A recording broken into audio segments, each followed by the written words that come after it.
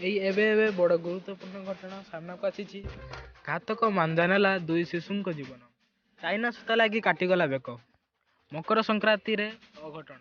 Chinese ମାଞ୍ଜା ସୂତା ହେଲା କାଳ। ଘାତକ ସୂତା ଲାଗି ଦୁଇ ନାବାଳକଙ୍କ ମୃତ୍ୟୁ ହୋଇଛି।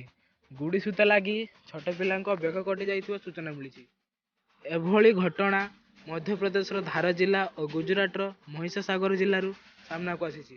ଯଥାକ୍ରମେ 7 ବର୍ଷ ଓ 4 ବର୍ଷର ଶିଶୁଙ୍କ ଜୀବନ ଯାଇଛି। ପ୍ରଥମ ମାମଲା ମଧ୍ୟପ୍ରଦେଶର ଧାର ଜିଲ୍ଲାରୁ ସାମ୍ନାକୁ ଆସିଛି।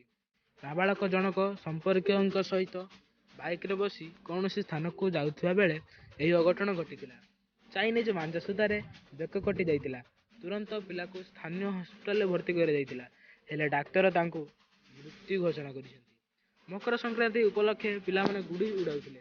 ଏହି ସମୟରେ ବିନୋଦ ଚୌହାନ କୌଣସି କାର୍ଯ୍ୟ ପାଇଁ ବାହାରକୁ ବାହାରିଥିଲେ। ତାଙ୍କ 7 ବର୍ଷର ପୁଅ ମଧ୍ୟ ସାଙ୍ଗରେ ଯାଇଥିଲା।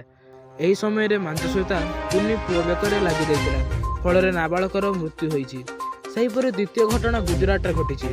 ରବିବାର ଉତ୍ତରାୟଣ ଅବସରରେ ତୁରଣ ମାଝୀ ନିଜ ପିତାଙ୍କ ସହିତ ବାଇକ୍ରେ ବସି ଯାଉଥିବା ବେଳେ ବୌରାଡ଼ି ଗାଁରେ ବେକରେ ମାଞ୍ଜା ସୂତା ଲାଗିଥିଲା, ଫଳରେ କୁନି ପୁଅ ଜୀବନ ଚାଲିଯାଇଛି। ସ୍ଥାନୀୟ ମିଡ଼ିଆ ରିପୋର୍ଟ ଅନୁଯାୟୀ ଉତ୍ତରାୟଣ ଦିନ ଗୁଜରାଟରେ ଗୁଡ଼ି ଉଡ଼ାଇ ପ୍ରାୟ 66 ଜଣ ଆହତ ହୋଇଛନ୍ତି। Bureau report, Bhaskar news channel.